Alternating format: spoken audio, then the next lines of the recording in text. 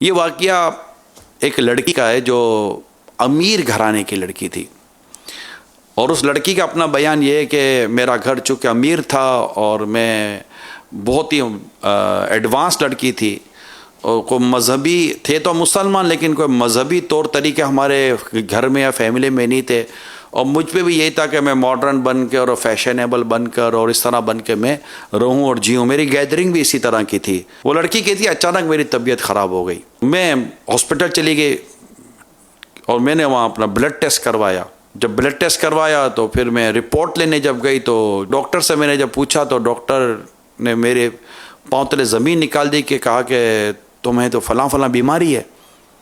یہ سنتے ہی جیسے مجھے ایسا لگا کہ اگر ٹیبل نہ ہو تو میں گر جاتی، اور میرے اوسان خطا ہو گئے کہ اب میرا کیا حال ہوگا، اب یہ بیماری سے جان کیسے چھوٹے گی۔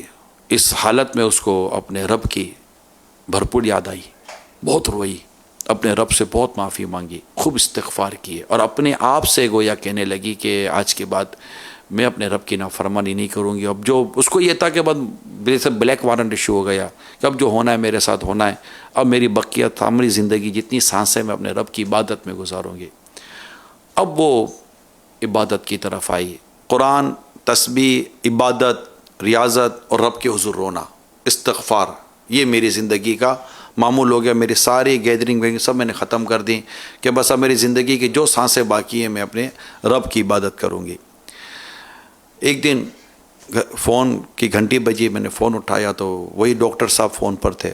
ڈاکٹر صاحب نے فون کیا، کہا کہ وہ بیٹی ایک بات کرنی ہے آپ سے، ایک بھول ہو گئی، اور یہ بھول بھی نہیں کہیں گے، یہ تو مجرمانہ غفلت، یوں کر کر کے ڈاکٹر صاحب باتیں کرتے رہو۔ میرے تو سانسیں اکھرنے لگی کہ نہ جانے ڈاکٹر صاحب کیا مجھے خبر سنائیں گے۔ تو ڈاکٹر صاحب نے کہا کچھ سمجھ نہیں پڑی بیٹا کہ یہ کیسے ہو گیا، ہونا نہیں چاہیے تھا، ایسا کبھی ہوتا نہیں ہے مگر یہ ہو گیا۔ ڈاکٹر صاحب کیا ہوا؟ کہ بیٹا وہ جو میں نے آپ کو جو رپورٹ دی تھی نا، وہ آپ کی نہیں تھی، کسی اور کی رپورٹ تھی، آپ کی رپورٹیں کلیئر ہے۔ وہ ہے نا آ گئی جہاں تنے بے جہاں میں یہاں نہ کیا ہے، یعنی بالکل لڑکی کہنے لگی کہ جیسے کہ مجھے ایسا لگا میں بادلوں میں اڑ گئی ہوں، میری وہ خوشی کی تو میری انتہا نہ رہی، میرا ڈپریشن وہ سب ختم ہو گیا۔ اور میں نے پھر فون بند ہوا تو میں نے اپنے آپ سے نیت کی کہ اس غلط خبر کی وجہ سے جو صحیح راستہ مجھے ملا، تو آج خبر جب درست مجھے ملی ہے تو میں اس صحیح راستے کو کبھی نہیں چھوڑوں گی، اور میں زندگی بھر اسی راستے پر چلتی رہوں گی۔